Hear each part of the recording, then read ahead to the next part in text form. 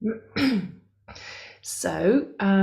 everybody. I'm Charlotta Martinez from the Teeenyoga charity here in the UK.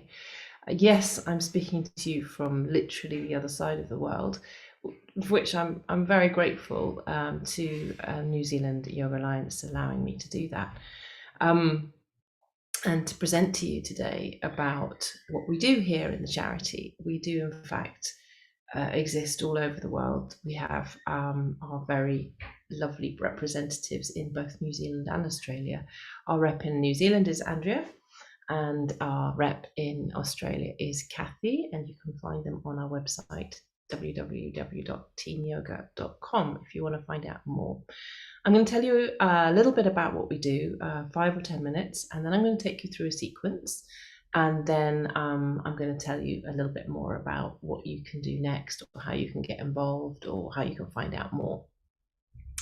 So this is in fact my second recording, because the first recording, there was something wrong with it. So I'm recording it again, and I'm not at home. Normally I'd be wearing my t-shirt with my logo on, and I'd have my book that I could show you, but I'm afraid I don't have either of those things. So you're going to have to find out about them online. So I wrote a book 3 years ago about the yoga for young people, because many people kept asking me, well, what's the difference? Why don't I just teach young people the way I teach kids, or the way I teach adults, or somewhere in between?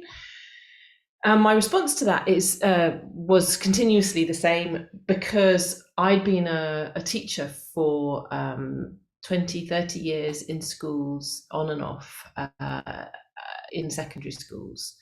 And I'd specialised in working with young people, and it's a real speciality. It's something which not a lot of people do, not a lot of people like, but those who do like it, love it, and are often very passionate about working with young people, as am I. And basically, they have a very specific time in their lives where they are developing from being dependent to independent within their family, and also finding their way in society, finding their particular profile, finding their particular persona, if you like, what they are going to offer society, who they're going to be in society. And so they need a very specific practice. They would need a very specific coaching, actually. The more I teach this, the more I feel we should call ourselves coaches instead of teachers, because we do coach them and mentor them on many levels, not just physically through asana, but philosophically and psychologically also. What has happened, there's 3 areas that we look at. I run a course online, which is open to you. So I hope you'll consider coming on that course. And we look at 4 various areas. We look at the psychosocial area of being a young person. What is happening in their immediate social context? What is happening to them psychologically? What are they battling with? And how does yoga meet those challenges? And those challenges are very, very specific, and sadly also worldwide. They are mental health problems, so anxiety, general anxiety, stress, overload of stress, lack of ability to sleep, and low mood. So how does yoga meet those particular issues? And I know in New Zealand, quite sadly, as here in the UK, we've had a massive rise in suicide among young people, which quite frankly is unacceptable. And I would really like to see how yoga can help mitigate that and support young people who are thinking about suicide. And then secondly, we talk about anatomy. So what is happening in the body? How can we adapt the yoga postures to support the anatomy of teenagers, which is very specific. And that has to do with hips growing in young women at a very fast rate, pectoral muscles for young men, and also this shoot up of about 12, 13 centimeters within a year, and the impact that has on the body, and how we need to adapt our practice for that. Also the onset of menstruation, and how we can help young people with menstruation, and how we can talk about it honestly in groups with guys or not with guys, and what ancient yoga practices there are for us to help them with that. Thirdly, we have neuroscience, what goes on in the brain of a young person. And here is probably one of the most key elements which we really play with and investigate in order to support their healthy neurological development. And that is the fact that their prefrontal cortex, this area in the front of the brain here, is underdeveloped, meaning that their limbic region is very, very active. That is the the hypothalamus and the amygdala in the center of the brain. And the amygdala is to do with the emergency response, the urgent, like fire, fear response that we have when something dangerous happens. So that is more heightened, and the mitigating executive function of the prefrontal cortex in the front of the brain is not functioning as well. So how do we address that? How do we support a healthy prefrontal cortex growth, and how do we share this information with young people?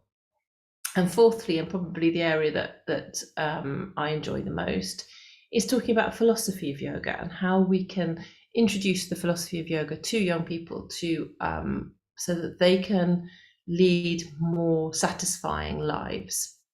And this is something which I feel quite strongly about, is probably one of the most helpful areas of yoga. And obviously there's a whole load of issues that we need to talk about there, which is, how do schools feel about that in various countries and various areas? How do schools feel about us sharing yoga philosophy? To what level can we share it? And also, how do we explain to the school what we're doing in a good way that they understand? The other area that we do look at is the research on yoga for young people and the impact it's had. And you'll see, if you follow us on social media, we're on Facebook, Twitter, Instagram, you'll see a video that we made recently, explaining and kind of outlining the impact that yoga has had for young people across the world, that we've seen just a little snippet of some of the impacts that it's had, which are quite astounding. Just a few facts and figures for you. There's a school up in northern England that is a specific school for kids with learning difficulties, and they introduced yoga at lunchtime and found that their behavioral problems dropped by 35% after the yoga. So during the whole term, they found the drop was consistent with the yoga being offered at lunchtime. And another example, we had a school in the west of England who introduced yoga to a specific year group. They were 14 years old. And the previous year, 14 of them had been referred to mental health services because of their issues that they were having. And after the yoga intervention, none of them were referred. And they felt that that was reflective of the impact of the yoga. So that's just two examples of huge impact that yoga can have. We have many, many, many more stories like this that we could share with you. But before we carry on, I wanted to show you something. I'm going to share my screen. I've created a set of cards, which I hope you can see here. We call them the mood cards. They're printed and available in Australia. If you order them, we'll send them to you. And they're a set of 14 cards, each with a theme. I'm just showing you the artwork here, obviously, because I'm on holiday. I don't actually have the specific cards. And they are specifically designed for young people in a way that they can find a shift in their mood through yoga, which is something that they find very useful and helpful. And I know that in New Zealand right now, you're just coming up to exams. I was just checking online and I see the exams are in November. So I thought I might share with you the pre-exam sequence, which I created for this purpose. And if you like, we can do it together. We have the card right there. So if you like, we can do it together, or you can just watch, up to you. The QR code is there so that you can scan it and come to our YouTube channel. So we also have a YouTube channel, and you can see the sequence performed there. So if your kids would like that, what these mood cards have been very useful for are they have been used in our classes to increase agency among the young people, which is something they really love. So when they get to know a little bit of yoga, we've done it with them for maybe a few weeks, we can start introducing the cards, and they can maybe even teach each other, and maybe even teach the whole group, and that encourages kind of leadership skills and agency over their own well-being. And this has proved very popular. We've had many schools and even health providers order big packs of these mood cards so that they can give them to the young people as a well-being support. So let's try and do this together. The concept between the pre-exam sequence is that we help them focus, release tension, and raise their energy so that they are clear-headed for the exams. So let's get onto the mat. Hopefully you can see me. I'll just tip my camera up a little bit so you can see me a bit better. Yeah. Okay, so we're going to start off with the chair posture. I like to do my chair posture with a little bit of distance between my feet, so I have my feet hip width apart. You can also do with your hips together, with your feet together. And I can do it, we're going to do it a few times. So we're just feel into our chair posture as you sit down onto your bar stool, as it were. Draw the belly in. So I'm very concerned with strengthening the core here. So drawing the belly in, the perineum, if you know where that is, so we can talk about that later, about how we introduce that to young people. I'm really feeling that in the quadriceps now, feeling a little bit of a burn in the knees and the quadriceps, lifting the arms, so we're raising the heart rate, coming into a sympathetic nervous system here as we raise the heart rate up, opening through the chest, bring the shoulders down as we hold this position, and we breathe, and we start to realize that actually this is quite a powerful position. It's a position that brings us quite a lot of energy into our lives, which is fantastic. And we're going to swing down and let go of that tension. We can do a little breath of joy here as well. So, letting go of tension, inhale. And let's go into our second chair. We're going to be doing 3 chairs. So see if you, when you look down, see if you can get your knees over your toes just slightly. And that way you know you've got a nice deep chair. Lifting your arms up, chest open, shoulders down. Tummy in, so lots of little details here. And make sure the back is relatively flat, so we're not kind of sticking our bottom out. And we're going to do a breath of joy again. Inhale, stretch up.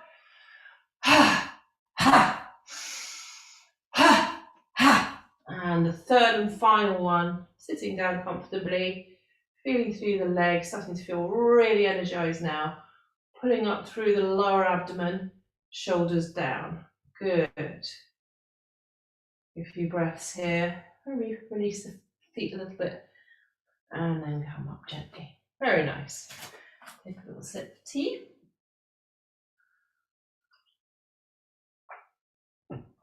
Okay. So now we're going to do the warrior posture. We're going to do warrior 2. Warrior 2 is nice and simple. We're going to have the heel in line with the arch of the back foot. So you imagine a line from the heel to the arch of the foot. Come down deep, stretch the inside leg here. A lot of power in the front leg. Lift the arms up. Be sure not to lift your shoulders up towards your ears. Let the shoulders drop, fingertips out, stretching through the fingertips. Very nice. Now lengthening through the fingertips, making sure the knees above the ankle, no further. Making sure we're not leaning into the future or leaning into the past. We're right in the present moment. Right here, right now is where we can make change. With every breath we take, we can start to shift our perspective. We can make a different choice. So maybe here you might feel, I want to get out. It's a bit painful. It's a bit difficult. And you stay in. And you say, no, I'm going to stay in. I know it's difficult, but I'm going to stay in. And then take a few breaths. And then we're going to do a reverse warrior, keeping that front knee bent, stretching up through the side of the body. And coming back down. And then we straighten that leg. Good job. Okay, I realised that I haven't designed this very well. Black legs in front of a black fireplace, but I think you get the picture, and many of you already know the warrior, so hopefully You can see my legs clear enough. So let's do the other side. Notice if there's any difference. See if you want to maybe make your legs a little bit stronger, a little bit broader, if that feels comfortable for the inner thigh. Lift up, lower belly comes up, arms go out, look over the front, fingertips. Pull up through the perineum.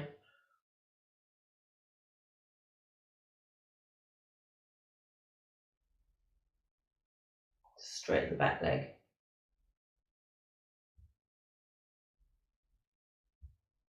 Knee comes down. A bit deeper maybe. Again, notice your mind. Your mind's not always your friend. You see, this is how we introduce a little bit of philosophy, a little bit of Patanjali Sutras actually.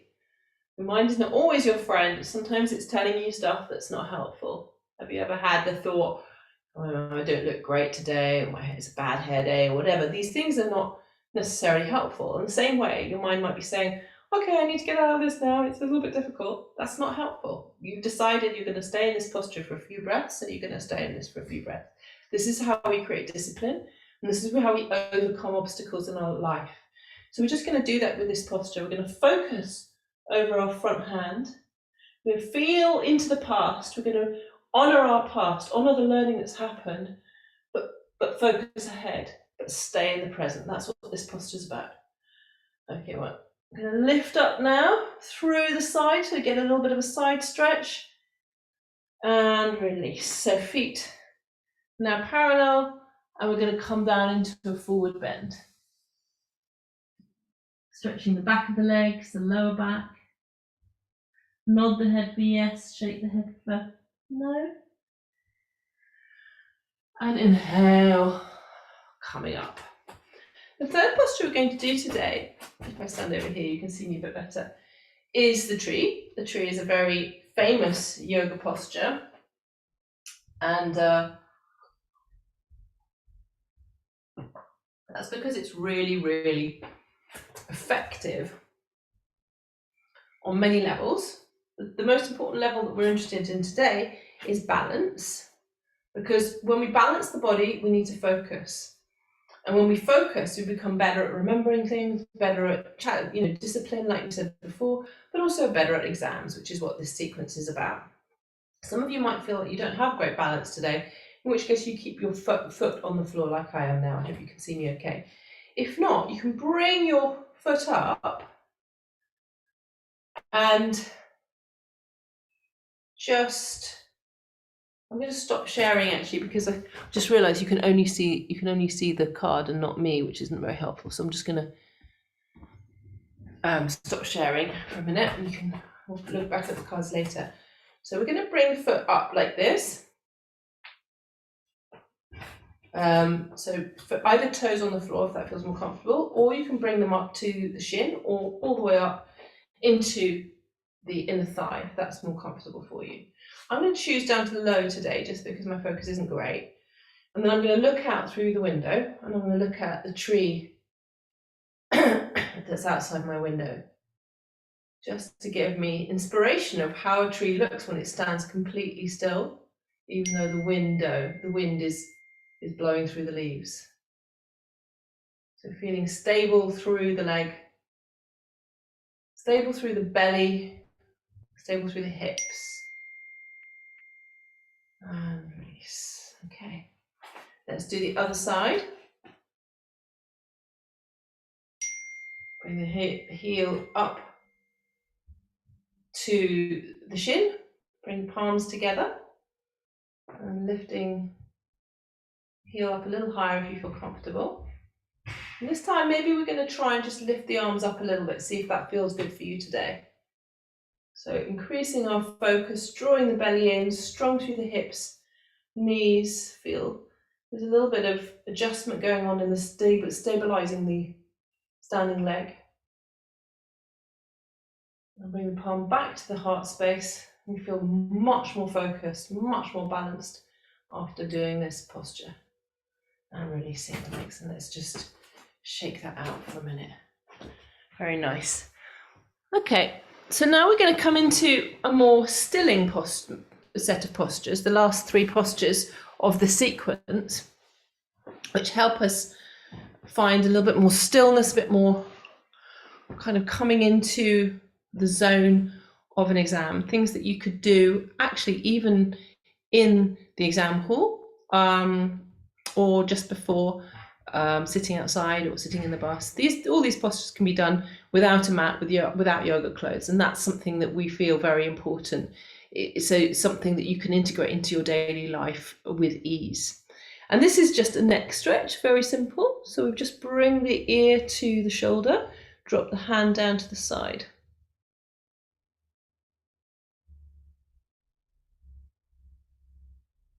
So allowing that neck to stretch a little bit, dropping the hand down.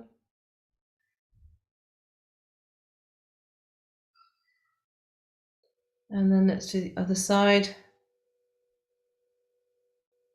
Allowing the arm to drop, stretching through the neck. So our necks often feel quite tight when we've been studying a lot or sitting at the computer a lot. So it's good to release tension. A lot of people can even get like headaches or migraines from neck tension. So it's important that we pay a lot of attention to that.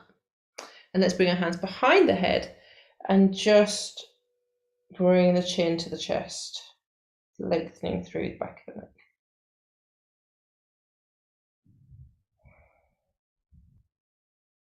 And then finally, open up through the chest and neck, open the jaw wide, look at the ceiling. Elbows back. Good. Okay. The breathing practices are probably the key element of how optimal yoga can be for young people, because breathing is something that we can do anytime, even when we're with our friends or at a party or on the bus. We can do various breathing exercises and or pranayama. They are, of course, different things. This is probably one of the most advanced pranayamas that I would ever offer a young person, and it would only come after a period of time that I would have taught them other breathing practices, making sure that they have a steady breath, that they're breathing, they're not reverse breathing, that they're using their nose to breathe. All those things need to be in place before we would introduce this particular pranayama. But once you do introduce it, it becomes absolutely a core practice for many young people, just to remain focused and remain calm. So it's a very key pranayama to teach, and it's called the Anuloma Viloma. So we're going to bring our forefingers in, thumb and outside fingers out. And we're going to bring our thumb to our nostril. Obviously, don't do this if it feels in any way uncomfortable, or if you feel in any way like you don't really like breathing through your nose, then just breathe normally, nice and slow. But for those of you who do this, you can follow my lead and just notice how it makes you feel. So on your thumb over your right nostril and exhale through your left. Breathe in through your left. Close both nostrils and exhale right. Breathe in right. Close both nostrils. Exhale left. Breathe in left. Little pause if that feels comfortable. This is, of course, connecting the left and the right hemisphere of the brain. Exhale right. Very gently. Breathe in right.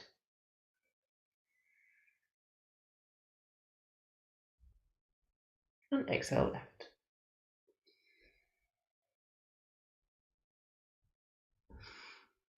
As teachers, we need to be very, very aware of how our students are feeling, how they're responding to what we're teaching them. And this is particularly something that we would teach you to check for symptoms of people feeling a bit uncomfortable, and how do we give them an alternative breathing practice that might be almost as impactful in terms of calming their minds and focusing their minds. One breath that most young people can do and find very relatively straightforward is the ujjayi breath, because we can actually use our mouth. So many young people use their mouths to breathe rather than their noses anyway. So there's something we can introduce early on. And I introduce it like this. We bring our hand, imagine it's a mirror. Imagine you're misting the mirror with your breath. So take the mirror in front of your mouth and breathe out.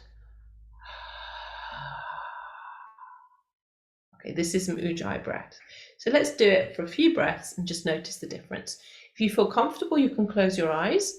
Otherwise, you can keep your eyes open. If you feel comfortable, you can do it through your nose, in and out. Just see how you are with it. We'll start just with breathing out through the mouth, and then we'll progress to breathing in and out through the nose if that feels comfortable for you. But if not, just stay with the breath in the mouth. Okay, so inhaling.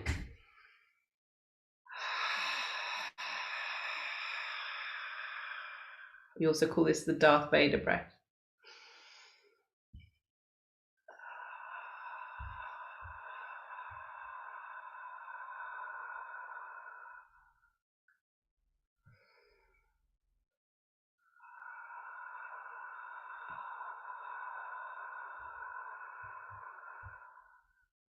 Now let's see if we can do it just with the nose. So you're closing the back of the epiglottis a little bit.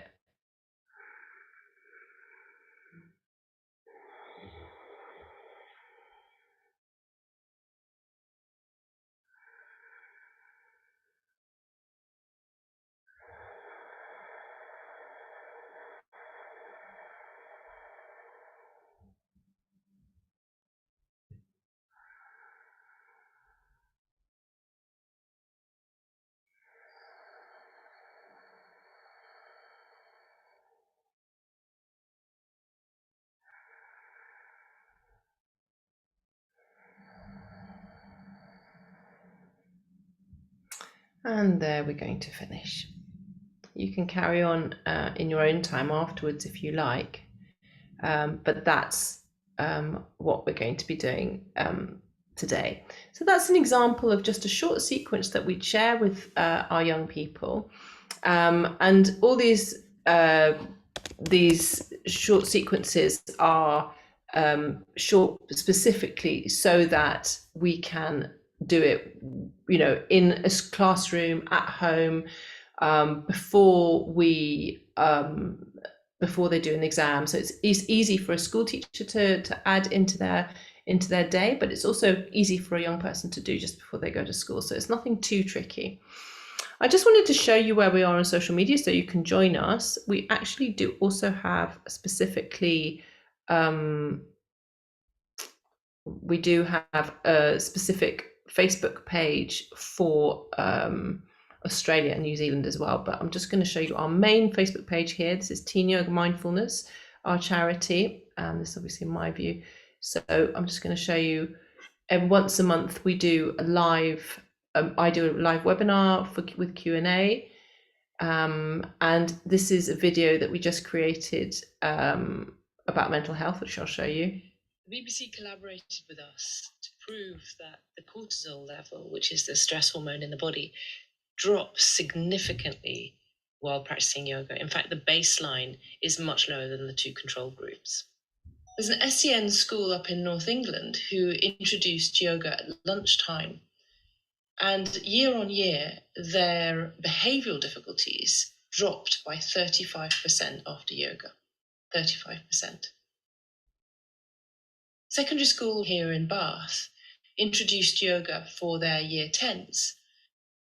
In the previous year, they'd had 14 referrals to CAMS, the Child Adolescent Mental Health Unit. But the year they practiced yoga, they had 0. Yoga works. Why not help us help young people? So this is the kind of thing that we do to show people what we do, and also we have lots of testimonials from young people of how yoga has helped them. I speak a lot on various conferences across the world, including India. We also have testimonials from people who've done the online course. Here's one, and this is a picture of my book in case you wanted to know what that looks like. You can get that on Amazon.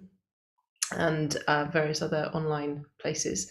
So we share, this is a picture of our ambassadors. So this is a course that we do once every 2-3 months, where we run an online 3-week course for young people to become yoga ambassadors, and that trains them to bring yoga to their school and to share yoga in their school. And this is something that I've been very excited about. We've been developing it over the years, and it's open to people from New Zealand, Australia, America, Canada, and the UK, and all over actually. So this particular one we had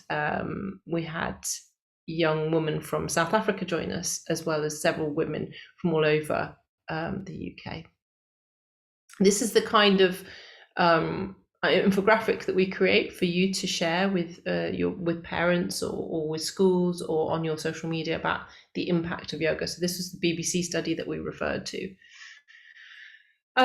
So yeah, you get an idea of where we are, and on our Twitter feed, you can follow us there, and that's something also that we're very proud of of how we connect here with particularly with newspapers and media. So if you'd like to follow us there, you're very welcome. And then the YouTube, let me just get that up for you, is also helpful, hopefully, to you, because that's going to be something that you could use. This is our Teeenyoga channel, and we have here lots of testimonials. Particularly, this one is from the head of medicine at the College of Medicine here in the UK, talking about our foundation and how good it is. This is the mood card videos that I talked to you about before, and this is several testimonials from young women talking about how yoga has helped. I am aware that you're just seeing pictures of young women, and we're trying to readdress that, because we do feel very strongly that we'd like to see more young men practicing yoga, and we do also offer yoga for rugby teams, yoga for in youth contexts, various different youth contexts. So yeah, up until now, I've trained 1,700 people to deliver yoga to young people across the world. It's not a cookie cutter course. I'm not asking you to follow any kind of particular design, but I am informing you of how yoga can support young people in the best possible way, and allowing you to adjust that to your particular context. And as I say, we have our wonderful Andrea in New Zealand, who you can get in touch with just in Andrea@teeenyoga.com if you want to speak to her a little bit more about the situation in New Zealand today. And in Australia, we have Kathy at teeenyoga.com. So I think that's all from me right now. It's been a pleasure to be with you today. It's been a pleasure to deliver this short program to you, and feel free to contact me or anyone of our team if you want any more information at all. Our generic email address is info@teeenyoga.com, and obviously we have our websites too. So thank you for joining me, and have an awesome day. Take care. Bye.